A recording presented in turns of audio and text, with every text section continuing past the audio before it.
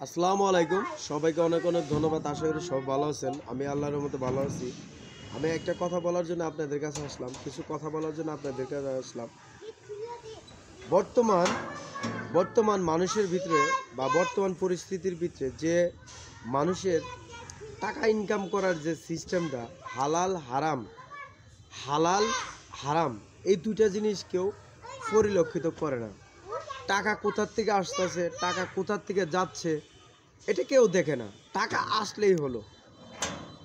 বর্তমানে আমি একটা জিনিস দেখি যে ফেসবুকের ভিতরে বিভিন্ন ধরনের ক্যাসিনো যে ব্যবসা, বিভিন্ন ধরনের যে জুয়ার ব্যবসা, যেটা ইসলামের পরিপন্থীতে একটা হারাম জিনিস।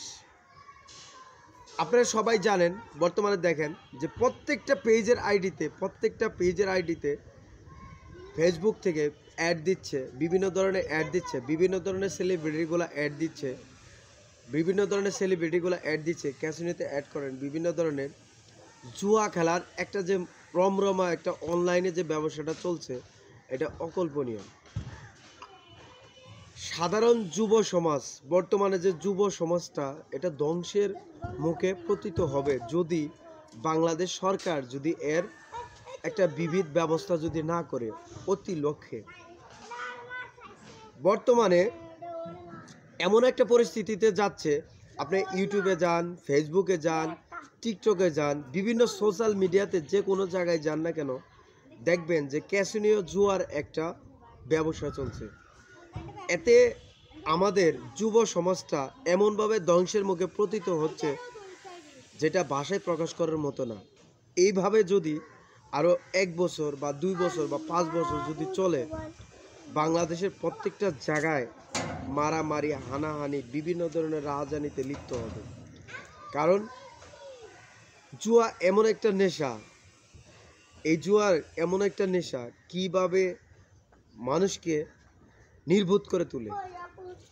আমি বর্তমানে বাংলাদেশ সরকারকে অনুরোধ করব, বর্তমান বাংলাদেশের সরকার যে প্রশাসনিক যারা আছেন তাদেরকে অনুরোধ করব যে বর্তমানে যে পরিস্থিতিটা চলছে, যেভাবে জুয়ার একটা রমরমা পরিবেশটা চলছে অনলাইনে, যেভাবে যে ক্যাসিনো ব্যবসাগুলো অনলাইনে চলছে, আর বিভিন্ন ধরনের সেলিব্রিটিগুলো দিয়ে যে অ্যাডগুলো দেওয়া হচ্ছে, আমি মনে করি অচিরেই যদি একটা সমাধান যদি না করা হয়, তাহলে আমাদের দেশের সাধারণ যুব সমাজ যারা আছে তারা ধ্বংসের মুখে পতিত হবে। আমাদের দিননবী হযরত মুহাম্মদ সাল্লাল্লাহু আলাইহি সাল্লাম কিয়ামতের আগে কিছু লক্ষণের কথাগুলো বলে গিয়েছিলেন যে মানুষের ভিতরে হালাল হারাম উঠে যাবে। কোন পন্থায় টাকা ইনকাম করবে, হারামকে হালাল মনে করবে, কোন পন্থা থেকে টাকা ইনকাম করবে, হারাম জিনিস থেকে টাকা ইনকাম করবে, তারা কখনোই চিন্তা করবে না যে হালাল হারামের বাছ বিচার।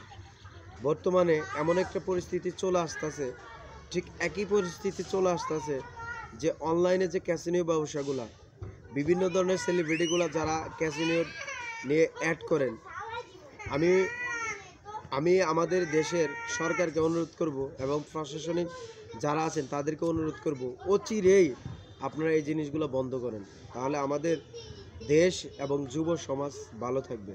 আসসালামু আলাইকুম।